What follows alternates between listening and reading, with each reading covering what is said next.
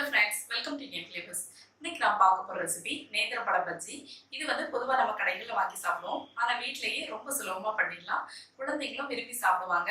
எப்படி பண்றதுன்னு பார்க்கறதுக்கு முன்னாடி என்னோட சேனலை நீங்க இதுவரை சப்ஸ்கிரைப் பண்ணலனா மறக்காம சப்ஸ்கிரைப் பண்ணிக்கோங்க. கூடவே பக்கத்துல இருக்கிற பெல் ஐகானை கிளிக் பண்ணிக்கோங்க. அப்பதான் புது வீடியோஸ் எல்லாம் மிஸ் பண்ணாம பார்க்கலாம். இப்போ நேந்திர பழ பஜ்ஜி பண்றதுக்கு தேவையான பொருட்கள் என்னெல்லாம் பார்த்துடலாம்.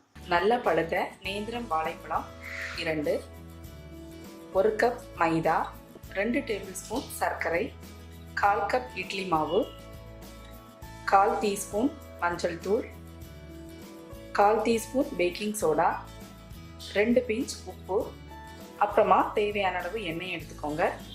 இனி எப்படி பண்ணுறதுன்னு பார்க்கலாம். ஃபஸ்ட்டு 2 வாழைப்பழத்தோட தோலை உரித்து ரெடி பண்ணி எடுத்து வச்சுக்கோங்க.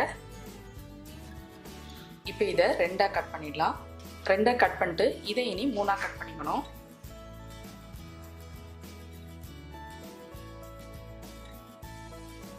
அப்போ ஒரு வாழைப்பழத்தில் நமக்கு 6 பீஸ் கிடைக்கும்.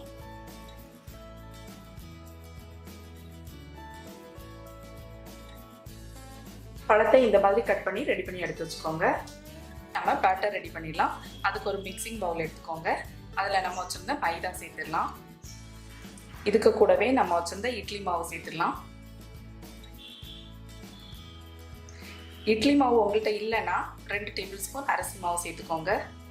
இதுக்கு கூடவே நம்ம வச்சிருந்த சுகர், பேக்கிங் சோடா, உப்பு, அப்புறமா மஞ்சள் தூள் சேர்த்துடலாம்.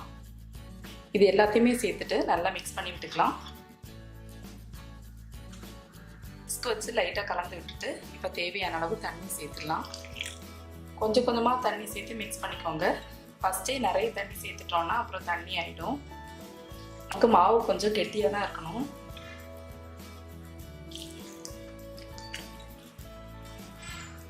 பேட்டர் ரெடி ஆயிடுச்சு. மாவு வந்து இந்த கன்சிஸ்டன்சியில் இருக்கிற மாதிரி எடுத்துக்கோங்க. ரொம்ப தண்ணியாகவும் இருக்கக்கூடாது, ரொம்ப கெட்டியாகவும் இருக்கக்கூடாது. இந்த கன்சிஸ்டன்சியில் இருக்கணும். இப்போ பொரிச்சு எடுக்கிறதுக்காக ஒரு பாத்திரத்தில் கொஞ்சம் எண்ணெயை சூடு பண்ணிக்கோங்க. இப்போ எண்ணெய் சூடாயிடுச்சு. இதை போட்டு பொரிச்சு எடுத்துடலாம். ஒரு வாழைப்பழத்தை எடுத்து இதில் நல்லா முக்கிட்டு இதை எடுத்து போட்டு பொரிச்சு எடுத்துடலாம். இந்த மாதிரி மாவில் முக்கி போட்டுக்கோங்க.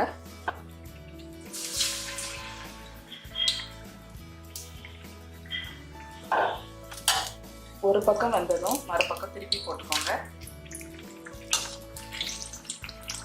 நம்மளோட பழ பஜ்ஜி சூப்பராக ஊற்றி வந்திருக்கு. 2 பக்கமும் கலர் நல்லா சேஞ்ச் ஆயிடுச்சு. பழ பஜ்ஜி வந்து நல்லா ஃப்ரை ஆயிடுச்சு. இதை வெளியே எடுத்துக்கலாம். அடுத்த பேட்ச் போடலாம்.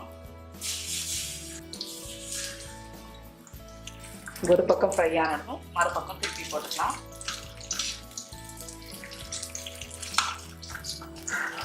ரெண்டு பக்கமும் நல்லா ஃப்ரை ஆகிடுச்சு. வெளியே எடுத்துடலாம்.